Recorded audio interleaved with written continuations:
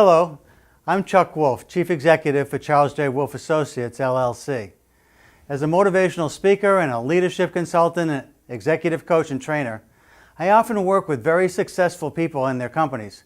Since many can't afford a professional, I volunteer to host a radio talk show called The Emotion Roadmap, Take the Wheel and Control How You Feel, on a nonprofit community radio station in Bridgeport, Connecticut, WPKN.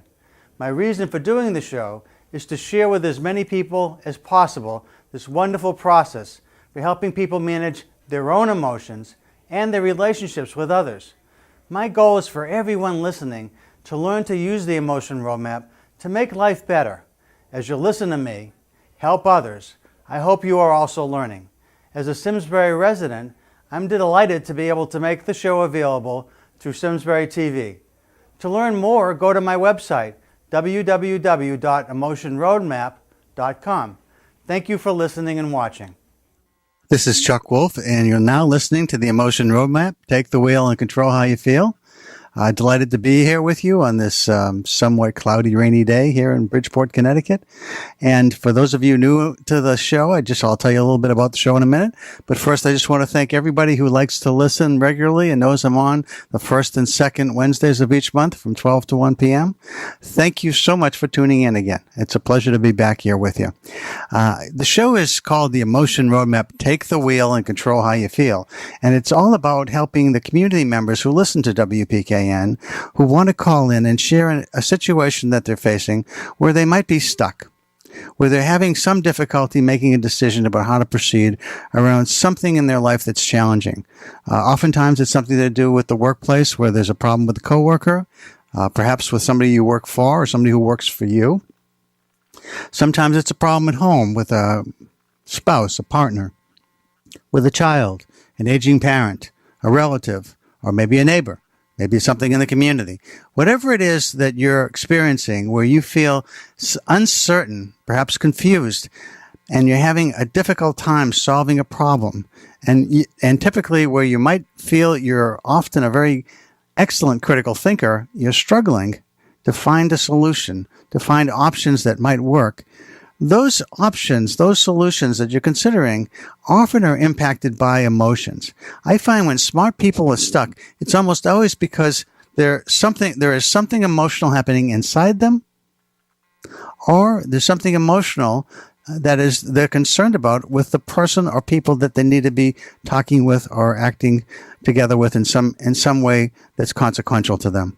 And so when you're stuck, when you're feeling as though there's something at home, at work, something in your community, something somewhere in your life where you're feeling doubtful, uncertain, and you want some help because you know there's strong emotions in play, and we haven't received a lot of training about how to deal with situations that have strong emotions, then that's the time to call. And the reason I have people call in is because my background, my superpower, if you will. I was reading some website the other day. I like the idea of superpower is to help people feel trusting enough to call in and to make a commitment to do something by calling a radio show and getting some help and seeking some help from me. You'll hear me use what I call my emotion roadmap. The emotion roadmap is this idea if the emotions you're feeling or the emotions you're concerned about are emotions that aren't helpful, that are concerning in some way to you, then I ask you to consider the possibility that maybe those emotions aren't the ones you want to keep, and that you want to change emotions somehow, some way, to something more ideal. And in changing to a more ideal emotion, sometimes magically, it seems, options appear about how to move forward. Because I ask you, if you're feeling anxious and you want to feel confident, for instance, how do you do that? And as we start to explore how to become more confident in the circumstance or situation you're facing, we start exploring options that somehow were blocked to you before you started to focus on just the emotions that are in play. And in focusing on the emotions and exploring options, we look at the options that seem possible. And the way we consider options that are possible to change how you feel is we ask you, are the options we're talking about something you're really willing to do? And are they something you're able to do? And if you're willing and able, then you have a plan that has the potential to be successful. And so in having a plan that's potentially successful, you call me feeling somewhat helpless and concerned, and you hang up feeling hopeful and satisfied. That's the goal. So the idea of an emotion roadmap is to help guide people to change the feelings they have that often are complicated and sometimes helpful in terms of informing us about what's happening to us, but sometimes not helpful in terms of solving a situation that's a challenge for us, that we seem somehow stuck and we seem somehow unable to proceed. And when that's the case, if you call me, I explain what I'm doing when I'm working with you to everybody listening. And the idea for me is to help everybody who is listening to understand this idea of how to use this concept I call an emotion roadmap in their own lives. So that's the goal. And the goal, again, is to have you feel as though you've got someone here that's here to help you to solve situations that are concerning to you, that are unsolved at this moment. And in doing so, you're helping everybody when you call in. Because whenever anyone calls in, everyone who's listening is learning. So, with having said that, I'd like to give you the number to call in. I have a topic. I always like to have a topic for the show, and I'll tell you about that in a moment. But the show is always a really, I think, more interesting and engaging show is when there are a lot of callers. So if you've got something and you've been waiting for me to come in, I'm going to give you the number, and I'll wait just a moment. And if somebody's got something and they want to call right away, then give me a call, and we'll proceed with your phone call, and that's where the show will take us. If not, I've got a topic I'll talk about in a moment. 203-336-9756. The number to call is 203-336-9756. Again, I'm Chuck Wolf. You're listening to the Emotion Roadmap. Take the wheel and control how you feel. And if you need some help taking the wheel and controlling how you feel today, give me a call at that number, 203-336-9756. And I'll give you a moment.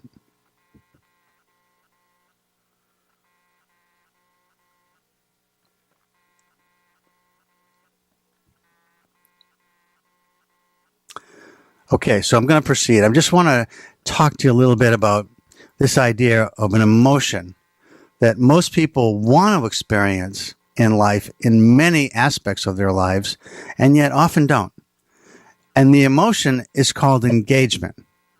Do you feel engaged at your workplace? Do you feel engaged at home with your family, with your spouse, with your neighborhood, with your community, with whatever groups you might belong to, whether it's a religious affiliation, a business-oriented club like Rotary or Chamber of Commerce? Do you feel engaged in various aspects of your lives? And if you feel engaged, I want to know what causes you to feel that way. One of the things that I'm actively engaged in is a group called No Labels. And those of you that are regular listeners know that you've heard me talk about the group from time to time. No Labels is an organization that is really dedicated to improving the way our government operates, to improving the way elected officials work together, to improving the way people speak to each other around political discussions, to improving the way we get problems solved, we achieve results. They're dedicated to bipartisanship and civil discourse. And you can't be alive today and anywhere in our community, anywhere that anyone's listening, and not be somewhat impacted by what's happening in politics these days, because it's a conversation a lot of people are having, and a conversation that a lot of people have stopped having because they're so distressed by it.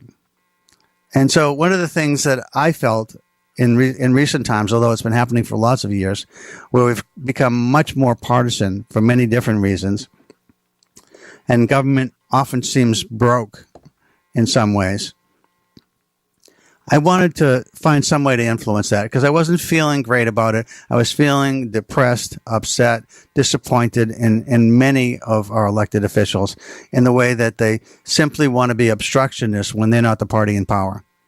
And that goes for both parties, both major parties.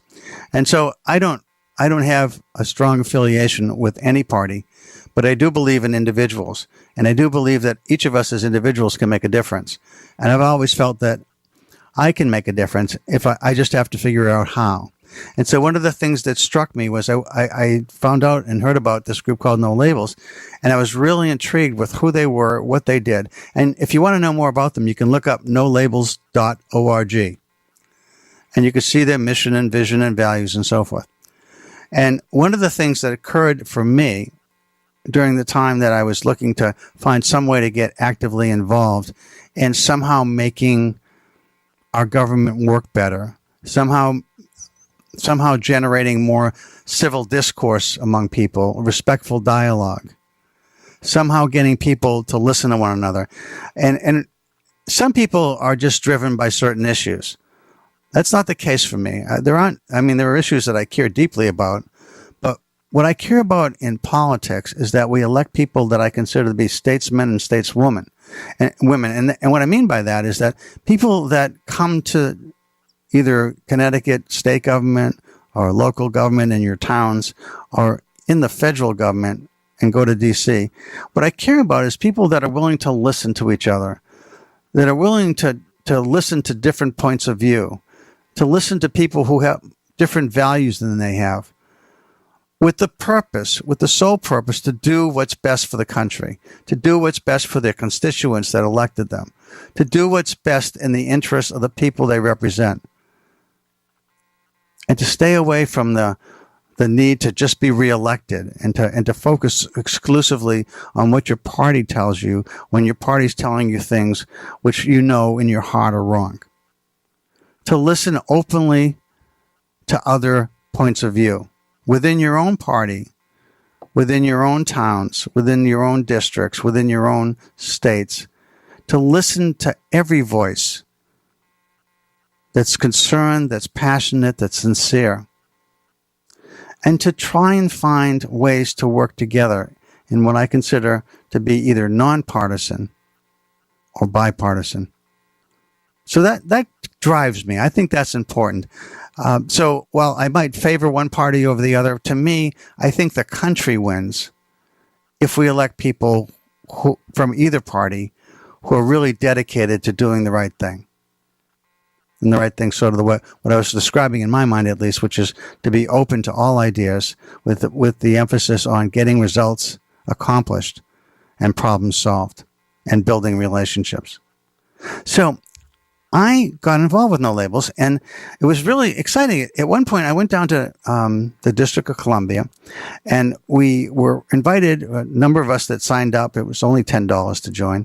We were invited to come to D.C. at our own expense, but to participate in a large conference that was housed in the D.C. area. And we were instructed and informed on ways that how to get to see our congressmen and women and also our senators, and to encourage them to be supportive of this idea of not that they have a label. They tend to be either Democrat, Republican, and of course there are some independents or from maybe one or two other parties, but mostly Democrats and Republicans, and just encourage them to be open to conversation, to be civil in the way they address people of the other party, and to not be obstructionists, but to be participants in a willingness to try and do what's right for the country, whatever that is. And we weren't there to tell them what was right for the country. We were there to encourage them to have an attitude that was open and willing to solve problems. That's the way I think about it anyway.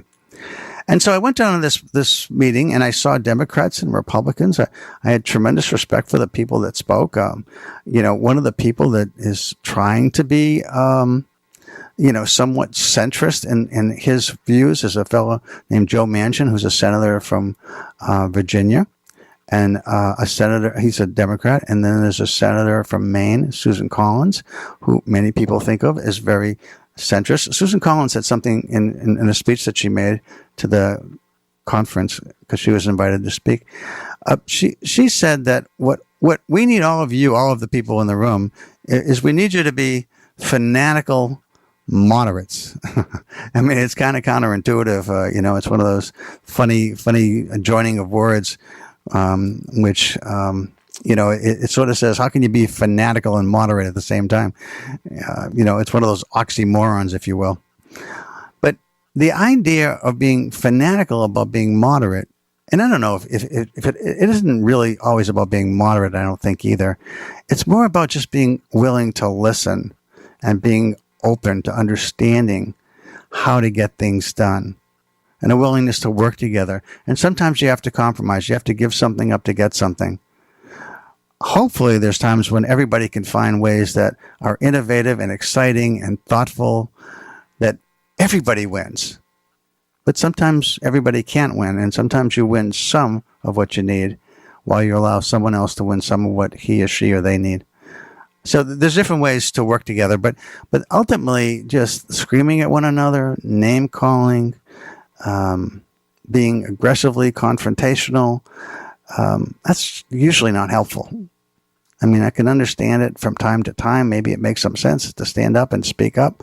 I don't see that as always a problem.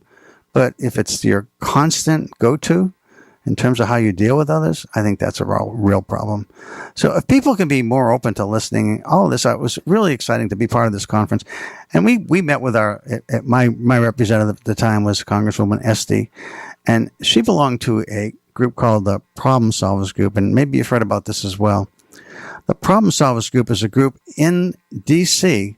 that is made up, and sometimes it's a moving target, but the last I heard, it's 24 Democrats and 24 Republicans, all who have signed a pledge that if their entire group, at least 70% of them, agree on a certain piece of legislation that they are talking about or help to create, and at least 50% of their own group, at least 12 Republicans and 12 Democrats, also support that legislation, they have signed a pledge that they will all sign that legislation if it comes up for a vote. They'll all vote for it. Now, that's very impactful because that's making a statement and a commitment that we are going to work together in the best interest of our country, even when it may not be something that personally benefits me or my particular district. But it's for the overall good of the country. As long as I feel as though these people will do things that for my district when I need it, for the overall good of the country, even when it might impact them in a negative way, I'm supportive. And I really like that idea. And they're called the Problem Solvers Caucus. So that's something that's actually happening in D.C. And they've come up recently with a major priority for themselves, which is to break the gridlock. They're concerned that many of the pieces of legislation they tried to author did not come up for a vote because it was a Republican-controlled House right now, and there's some technical aspects to this that I don't fully understand myself. I'd have to read the bullet points, and I don't want to dive that deep into the weeds with you. But I do want to say that they want to try and change some of the rules in Congress so that when a number of people from both parties want to present some legislation, they're not dependent on the majority party to allow that to happen. They want to find other ways to move legislation forward so it can be voted on. And I think that's a great idea because I think in general, when you just hear the words break the gridlock, that sounds great to me, and I suspect to you too.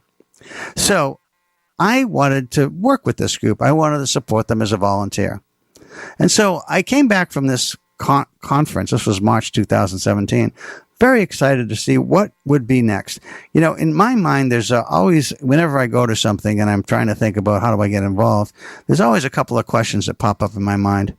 One is, okay, I just heard that. It's really interesting. It's actually exciting. And now I want to know, so what about this? What do I think is important about this? And what do I do next? So there's the so what and the now what. So what about this is important to me? And now what do I do about it? And I came back, and No Labels really, in my mind, didn't have a very good strategy for interacting with all the people like me. And there was quite a few of us from 50 states that went down and congregated in D.C. that got very excited about this. And when we came back, we were waiting for some direction, some energy, something that we could do that would be really, and here's the word of the day, engaging. Something that would be really engaging. because this is really interesting. As some of you know, I have a business. My business, I'm a leadership consultant. I'm a motivational speaker. I do some work around teams and managing change and talent management, leadership development, and consulting for different projects. So in my work, when I'm first introducing myself to a group of people, I talk about the Gallup studies that have frequently found. Gallup is this organization that does a lot of surveys and polls, well known to people in business and industry, but you might not know about them, but you can look them up. Look up Gallup polls and you'll see what I'm talking about. Consistently over a long time now, it at least goes back 10, 15 years, Gallup every year does a survey to see across all North America, companies in North America, of mid to large size companies, what is the status of engagement in companies? Because when you have high levels of engagement, you have your highest levels of productivity. You have your highest levels of profitability. You have loyalty to the brand from your from your employees, and that often translates into loyalty to the brand with customers. So when you have high levels of engagement, it's a good thing. But what they consistently find in organizations across the country, across, I guess usually it's Canada and the United States, what they consistently find is only 20% of people are actively engaged, meaning they're doing everything they can for their organization. And this is not just about profit organizations, nonprofit too. So there are only 20% that are actively engaged and 80% that are not actively engaged. So 8 out of 10 people, which is almost everybody when you think about it, is not doing everything they can for their companies. In fact, almost 20% they typically find is actively disengaged. And disengaged means different things to people, but what it means is they're not doing nearly what they could do or should do. They're just kind of keeping their heads under the radar and doing as little as possible. And in fact, in some cases, even sabotaging their companies or their organizations. So that's a big miss, isn't it? I mean, even for companies that are hitting their financial targets or hitting their objectives, even if they're not financial, what else could they be doing if they had full engagement? So I'm always thinking about this idea of engagement.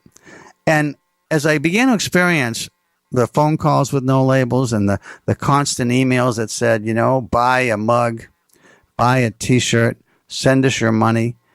They were focused internally, and there's not a lot of people who work in No Labels, on what's happening in D.C., trying to get the people there in D.C. already elected to work in a more bipartisan way. It's a great goal, and I really respect the organization. But they don't have or didn't have someone on board who is really capable of energizing this tremendous potential volunteer base in the 50 states that also really want to see government function. They really want to see people talking to each other, not at each other. So, in trying to get this done and trying to see how I could be helpful, because I was disappointed, honestly, that I didn't feel more engaged coming from the DC office, I offered to help. And my offer to help was because I've done work in organizations that helps take that level of 20% of engagement and brings it way up by helping people do the things I know that engage people emotionally. If you understand that engagement is an emotional issue, and you understand that I have created this idea of an emotion roadmap, and you have disengaged people or moderately engaged people, and you want them to be actively engaged, how do you do that? And for every organization, it's somewhat different, but there's certain similar circumstances or themes that run across. And that is, you listen to people. You respect people. You empower people. You make people feel like what they do matters. You show people how what they are about contributes to an overall goal within their department, how that department and division's overall goals contribute to the success of the organization, and you tell them why they matter. And you tell them why what they do matters. And you help them by providing the tools they need and to listening to them for the innovations that they see that are possible, because they're doing jobs at the front lines that as senior people you have no idea about often. And so there's certain themes, as I said, that seem to resonate across organizations. And so I wanted to do that for No Labels. And so I'm going to actually They've engaged me to come down. This is still volunteer, although they're going to pay expenses for me to come down and work with them to help them to try and create a strategy, to see if there's a strategy that we can find ways that we can create pockets of regional efforts. So let's say you take the states of New York, Connecticut, Massachusetts, Rhode Island, Vermont, New Hampshire. You're sort of the Northeast and the Mid-Atlantic. And, you've heard these kind of regional configurations before. But you bring together the people who want to lead in those states as volunteers to share best practices, to see how we might combine resources, to see how we can generate larger numbers of people to be part of No Labels, to encourage people to break the gridlock that are already in office. And then one other idea that's really important is to encourage people to vote in primaries. And I'll talk about that in a moment. But I want to let you call if you in a moment too. So I want to talk about that too, though. It's really important. Let me just say this because this is really important to understand. In Connecticut, for those of you listening in Connecticut, August 14th is our primary day. If you are a registered Republican, if you are a registered Democrat, you can vote in the primary. Now, I know a lot of people who consider themselves good citizens vote in the election, the actual election, but don't often take the time or have the interest to vote in the primary. But here's what's so interesting, and this is something I learned from No Labels, is that 95% of every congressional district, and that might be a high number. I'm really not sure if it's exactly 95%, but I've heard some really smart people who are very involved in this say it's in the 90s. 90% or so of every congressional district in this country, people already know whether it's going to be a Democrat or Republican that wins that district. They already know that, even before the elections in November. Now, that might disturb you a bit, but think about it this way. What they don't know, what no one knows for sure, is who is going to be the candidate that emerges from the primaries. That's going to be that Democrat that wins, or is going to be that Republican that wins. The place where we know we have an impact, a measurable impact, is if we vote in the primaries. Because let's assume that you're in a primary district in Connecticut, it's a very blue state. It's probably going to be mostly Democratic in most congressional districts. If you're a registered Democrat, August 14th, if you vote in that primary, you're going to influence on who's going to be your representative. If you don't vote in the primary, you're still, if you're a registered Democrat, probably going to vote for the Democrat, but it might not have been the person you really wanted. Because who gets involved in primaries? Obviously, the people that are extremely passionate. And the people that are extremely passionate often are people on the extremes. On the left, the far left. On the right, the far right. Now, to me, people that are highly passionate, that's wonderful to be highly passionate. My only objection to passion is when your passionate behavior stops you from listening to other people's passionate behavior and thoughts and values and opinions and concerns. It's not about the passion, and it's not even about whether you consider yourself to be the far or middle or a Democrat that leans right or a Democrat that leans left.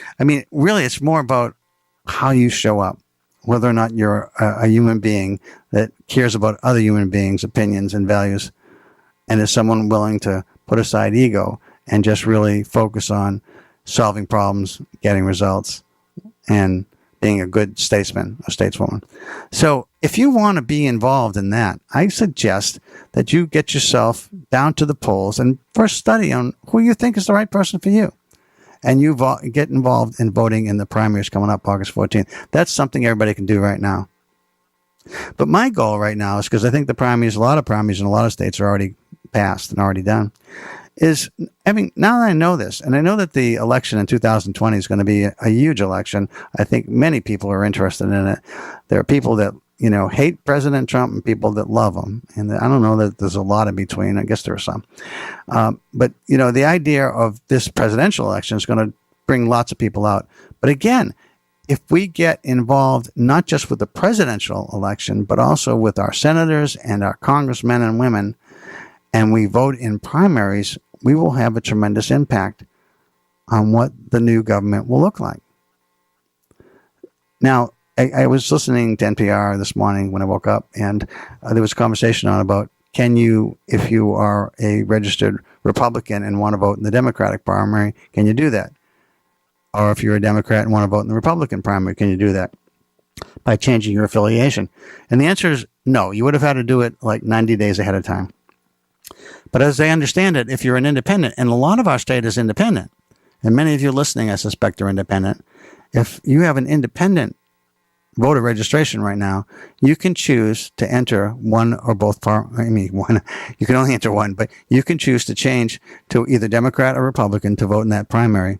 I believe if you do it in person up to the day before, I think it may be by noontime or something. But I think you have to get, I think you want to check out with your local town registrar to see what it is that you need to do. But I'm pretty sure that you have a chance, if you're an unaffiliated voter, meaning independent, that you can actually go down and put yourself in if you want. And I encourage people who are concerned about the kind of discourse that happens today in politics to engage in a way that actually takes you forward and feels like you're making a difference. So here's what I would like to, I've talked a lot, and I hope people have been interested, because I think it's really important, obviously, for me to talk this long about it. But what I'd like you to do is I'd like to know from you if you've ever volunteered for an organization and you felt really engaged. What was it that was happening for you? Because I'm going to try to be helpful to this No Labels organization to raise the level of engagement. In fact, if you want to get more involved in No Labels here in Connecticut, you can call me. I'm an active participant in helping to lead a group of people that have signed on to work in Connecticut in the No Labels group. And if you can, and you want to be a part of this, just email me. CJWOLFE. My name is Charles James Wolfe. CJWOLFE at CJWOLFE.com. And say you're interested in No Labels, and we'll put you in touch with our group and keep you in the loop as we grow this organization and this movement. We want lots of people. We really want to make democracy feel like democracy. I was at there's a race in the 5th District for Elizabeth Este's seat, and it's in the Democratic side, 2 very interesting candidates, one of whom I'm friendly with, honestly. Her name is Mary Glassman.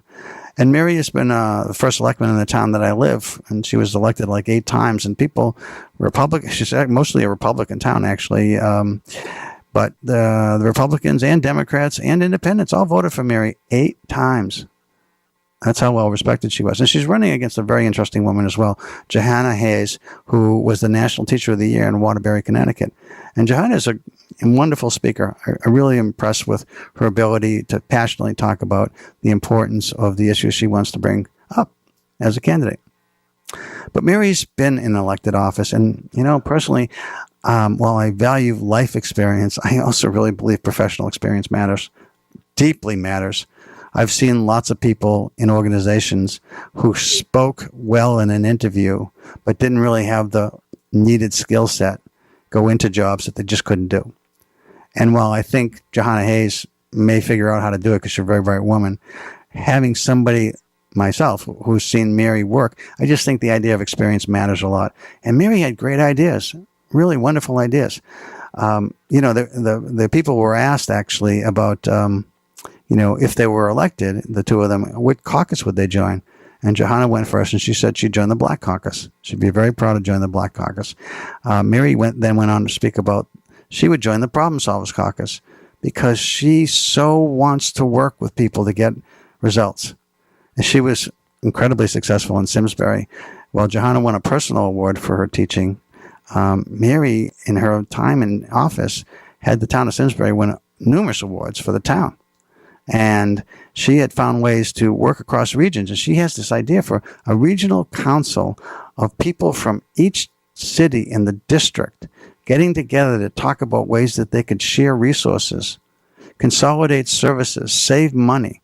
gain strength as a body in what they wanted and needed for their towns and their citizens, for their seniors, for their veterans, for the disabled, for the minorities. It was really, she's got wonderful ideas. Some of them that have already happened across the state.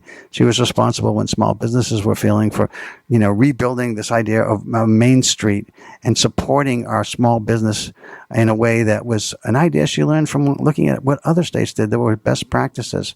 And that practice that she adopted for the town of Simsbury has gone statewide. And she wants to see if she can duplicate some of those really wonderful successes across the state. So I think that people, again, I think whoever wins that race, I'll be pleased with. But I think experience matters. So I just want to say that. As far as you getting involved, if you want to be part of No Labels, give me, write to me, CJ Wolf with an E at cjwolfwithane.com. But right now, what I'd like, if you could and would, just think about any volunteer experience you've ever had. And now I'd like the rest of the 25 minutes or so that I've got for you to talk to me about what are some things that you've done in your life where being a volunteer mattered to you and you felt fully engaged. What was the organization doing to help you as a volunteer feel fully engaged? So please give me a call with that if you would. 203-336-9756. 203-336-9756.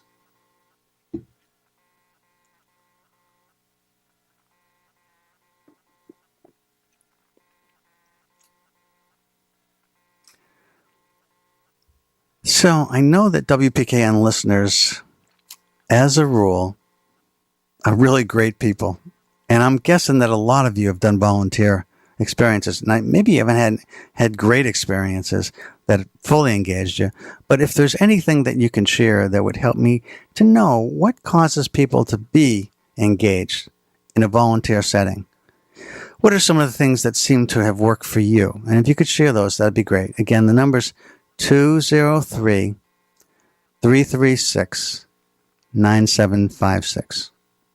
Also, if you got something you wanted to call me about that is not about that, and you just wanted to ask me for some help with something, again, please feel free. 203-336-9756.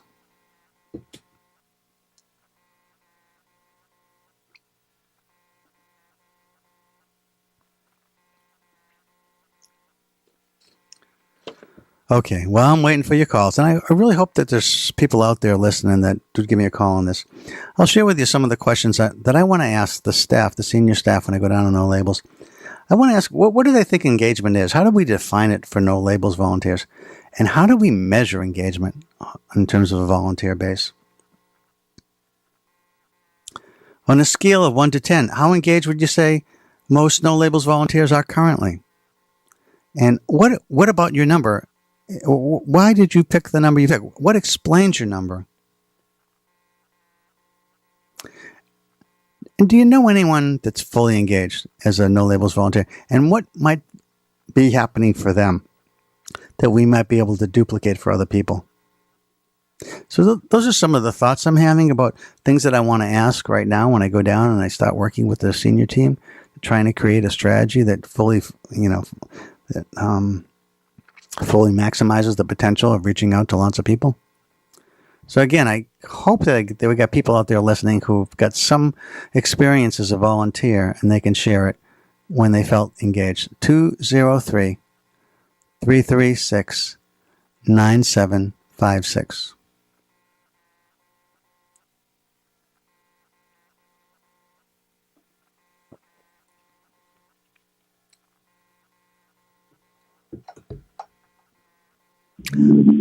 Oh, could you turn your radio down? Yes. Thanks. So that way I can hear you. Hi. This is Chuck Wolf, and you're on the air. Can I ask just for your first name, if you don't mind? Angela. Angela, thanks for the call, Angela. You got something where you volunteered, or something that you wanted to ask me about? Well, I volunteered before, and I think your radio. I'm sorry, Angela. Your radio's really, you need to turn it way down, because otherwise I don't have the radio on. I shut it off. Oh, something's echoing in the background. I don't know what. Well, okay. Hold on, I'll pull over. I was in the car. I'll pull over. Okay, thanks. I have you on speakerphone. Oh, maybe that's what it is. Okay. Thanks, Angela. I appreciate it. Hello? Yeah, that's great. I did volunteer experience before, and I think it helps people get engaged if you use like what people are gifted in. Like certain people are, like organizers. Some people are doers. Some people are innovators. Like wherever you're gifted at, to use that and being coupled with somebody that is excited about where they're working at, and to make the whatever their project they're working on have tangible results. That's wonderful, Angela, and it's a really important point. It's funny. It's not in my questions. It's something that I had known before, but I hadn't thought about it in this. And and thank you for sharing that, because now it's making me think about it. It's the idea of working with people's strengths and something that they're good at, because people kind of love to do what they're good at. And if they can do something that they're good at and also have it be part of a volunteer experience, at least for you, that felt really good to you. It did. Yeah, that's great. Thank you so much for sharing that. I appreciate the phone call. Okay. Yes, thank you. Bye. And thanks for pulling over. Appreciate it. Okay, bye-bye. Okay, great. So anybody else, something that you're doing that maybe it's just something for you that really felt like it was important to focus on, that helped to keep you engaged. So the number to call is 203-336-9756. Hi, this is Chuck. You're on the air. Who am I talking to, please? Kevin, it's nice to just have a return phone call when you do go to volunteer. And sometimes I volunteered for Ted Kennedy's reelection campaign years ago with Bush 1. He sent me so much information. It was pretty funny, and voicemails. His Republican counterpart only sent me a invitation to a $20,000 lunch in Cheney, which was kind of funny. Yeah. So were you in Massachusetts at the time?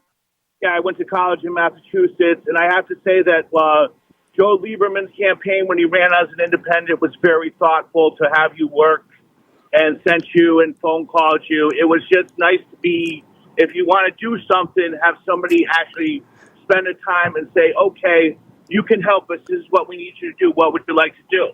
Instead of just getting a song and dance. Yeah, I think you're right, Kevin, because again, part of my experience in this organization was I kept asking, and I said, okay, I sort of get the so what, but I'm not sure what the now what is. Well, what is it that you need me to do? And I don't want to just buy a cup or a T-shirt. I want to know, is there something meaningful that I can contribute? And that's sort of what you're saying too. And also just somebody that follows up with you, that gives you a phone call back. How important is that when you're trying to reach out to somebody and do something as a volunteer? And nobody's saying, hey, it's nice to get a thank you. It's nice all that, but just answer somebody and say, hey, we don't need you right now, but can you look forward? Next week we have this thing going on.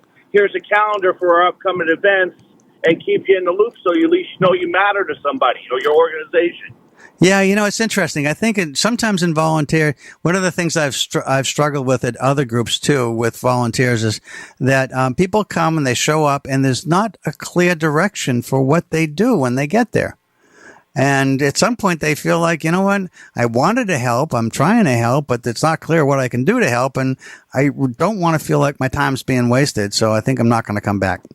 You have people that volunteer with their hands and people that volunteer with their wallet. Both are important, but I think sometimes more of the kudos has to go to the hand volunteers versus the wallet volunteers. But you cannot turn down a big money check from somebody just rolling up, shake your hand, and leave. They're just as important as somebody doing grunt work, Yeah, and sometimes really busy people, that's what they can contribute to. What they're good at is making money, and money helps fuel all kinds of things in volunteer organizations. So you're right. It's both. It's about the people that show up and actually are doing hands-on work, and the people that can, because they're really good at making money and they've got money this year and they want to donate it. That's really valuable too. I agree with you.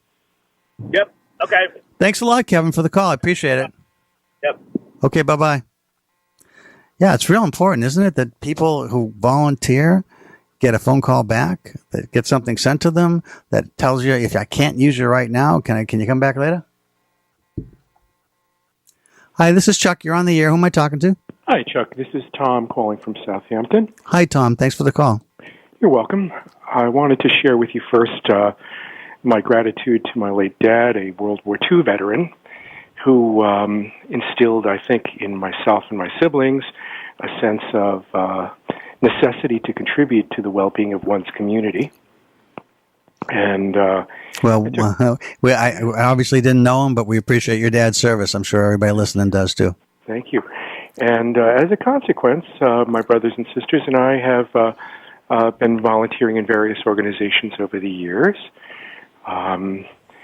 including but not limited to, just simple stuff like coaching for sports organizations and being in the Boy Scouts and singing in the church choir, and for me, most recently, running with my local volunteer ambulance corps. And I've found, and I keep trying to tell others, and so I'm glad for this platform to tell everyone, that when you're helping other people, it really helps you to put your own issues in perspective. And when you see someone that might be really, literally, physically suffering, and you're there at their side and helping them to get the care that they need, suddenly, the plumbing or whatever, the broken pipe, the car, whatever it happens to be in your life, that's you realize that, hey, that's not such a big deal. I'll get to that, Right. I think sometimes when you see somebody in circumstances that are so much different than your own, and you all of a sudden you realize the things that maybe you take for granted and the problems you have, the problems seem smaller, and what you often don't think about that is just happening in your life seem very important. And when you're doing that for somebody else, it also, to me at least, when I'm doing it, it just feels nice that I've done something for somebody different. Absolutely. And the other, a rather major part of it is the camaraderie of, when you are with people who are like-minded. Right. And in the ambulance setting, we call it running together. We run calls. And literally, we find ourselves locking arms at 3 o'clock in the morning, sometimes in a traffic accident with the rain and oil slick and maybe a fire going. Pretty adverse conditions, but we're together and we're supporting each other. We're taking care of our patients, of course, but we're also watching out for each other. And that's a nice side benefit of volunteerism. And I found that to be true in every venue where I've volunteered. It's really interesting that you say that, because I don't know that people often think about the aspects of what it feels like to belong to a group. And it sounds like you've really got some camaraderie with an ambulance association. That's kind of a local idea. And I think if you're part of a large, big group, that people don't often take the time to be inclusive and to think about what other people might need to feel like they belong to something special, because it sounds like that's a very special group and it's very meaningful for you. Obviously, the things you're doing are wonderful for the community when you're doing something like what you are with your friends and comrades there that are on the ambulance run.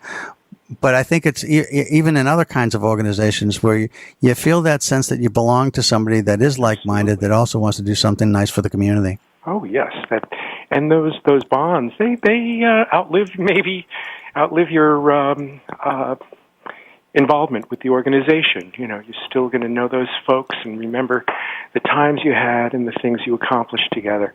It's a nice feeling that you take away from it, and it lasts a really long time. Well, that's a lot of information you shared, and I really appreciate it. So there's the part about, being raised in a home where, so the model and the tone was set by your dad with his service, and what he inspired in all of you. And now it sounds like the whole family. I think also if a family is oriented towards that, what a nice thing to talk about when you get together. I mean, there's so many other things that can be conflicting values, but when you're all kind of oriented towards trying to make the world a better place, I think there's a lot of nice opportunities for conversation to keep you close. Absolutely. Thanks, Chuck. Thanks for letting me join you. Thank you very much for the call. I appreciate it. Take care. Good day. Bye-bye. Bye. So anybody else, this is great. And this is exactly what I was hoping for. So if you got an idea for me, give me a call. I got a few more minutes left. 203 336-9756. So some thoughts that you might have about what it means to volunteer. I hope, by the way, as you're listening to this, if you haven't been someone that's volunteered, that maybe you're beginning to feel like you want to. And I'm, again, I gave you a way to contact me if you're interested in that, but maybe there's other things where you can be helpful right in your own town and belong to somebody some group that's doing something. So again, if you got a moment, I've got a few more minutes.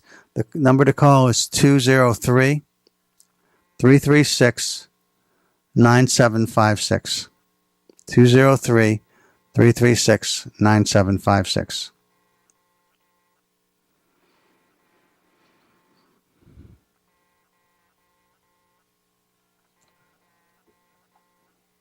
Hi, this is Chuck. You're on the air. Who am I talking to, please? Hi, this is Gary. Hi, Gary. Thanks for the call. You still there? Yep. Okay. Do you have something you wanted to share? Yeah, I just wanted to, comment on your 80-20 rule before, or your 80-20 diagnosis, I guess, about engagement. Yes, engagement, and I think that's pretty much societal in general. That 20% of the people do the heavy lifting, and 80% of the people either they're kind of neutral or they're just not engaged. I think, unfortunately, you're probably right about that. But I have seen organizations where it's 80-20 the other way. I've seen where, and there's very few people that are actively disengaged. There's just a few that, for whatever reason, aren't caught up in what's inspiring everybody else. But there are very few leaders that create a culture or an environment that produce that. But I have seen it. There are some out there, so it's possible. And that's why I'm asking the question. So how do you get, what is it about engagement that causes people to feel like they can't wait to get up and go to work, or they can't wait to go up, be part, like what we were just listening to, this ambulance group, and go on a call together and just maybe save somebody's life? What is it that makes you feel that way? And when you can find ways that help people to think that through, I think it's really intriguing to see, can we do more? Can we find ways to be better? It's probably a combination of things. The gentleman from Southampton talked about his dad, his family being a big influence on him. I think some of it is your hard wiring, and some of it is your circumstances. You may see people that are in a less, in a worse situation than yourself, and you just say, there's probably something I can do to help. So just seeing somebody and wanting to I think you gotta have that attitude that you want to do this. But I also think that sometimes people don't maybe have that role model in their families growing up. And that while this may not have come from your family initially, maybe it becomes part of your family because of you. Because you're the first person in your family to find ways to contribute to others that makes a difference in a meaningful way, and it feels good to you, and you communicate that value and that experience to the people in your family, and more people decide, because of your efforts and you being a role model, that this is something that they want to try too. Yeah, no, and I do absolutely agree with you when you talked about kind of coming back from the conference and saying, okay, now what? If there's a sound strategy there with an achievable objective, and you can get people revved up about doing it, I think you will engage them.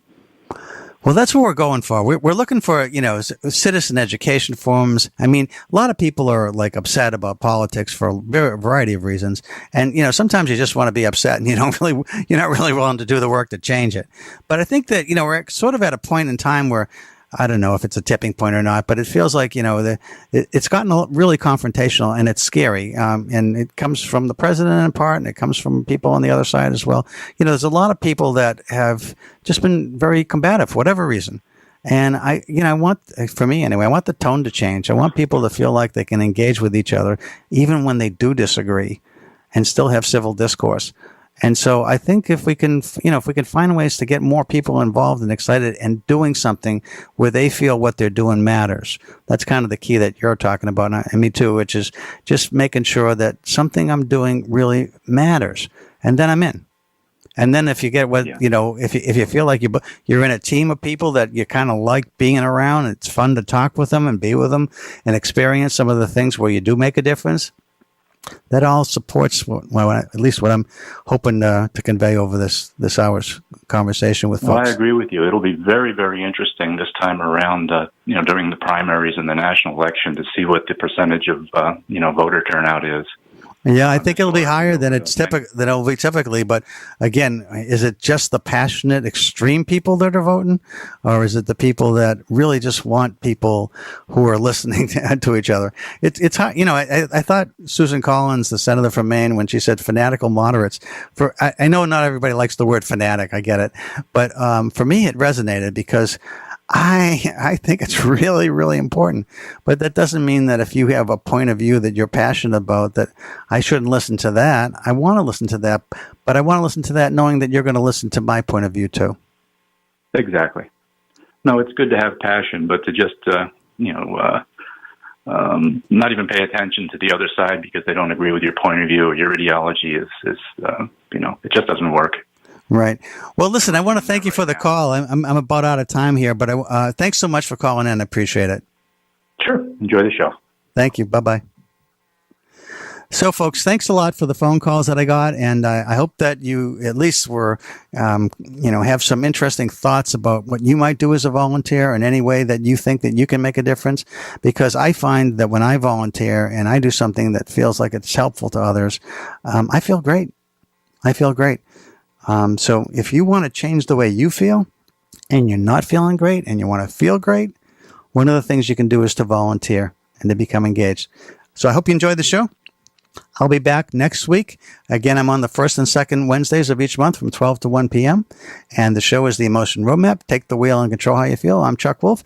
You've been listening to PKN 89.5 FM in Bridgeport, serving Fairfield, New Haven, and Litchfield counties in Connecticut and Suffolk County in New York, as well as communities around the world via podcast and streaming at WPKN.org. Take care, everybody.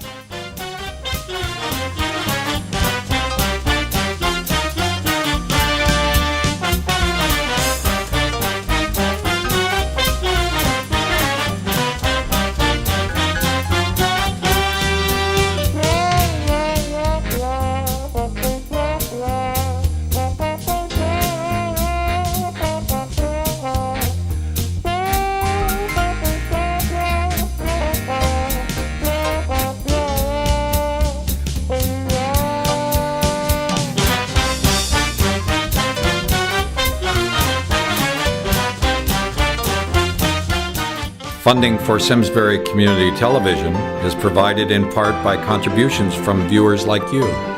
Thank you.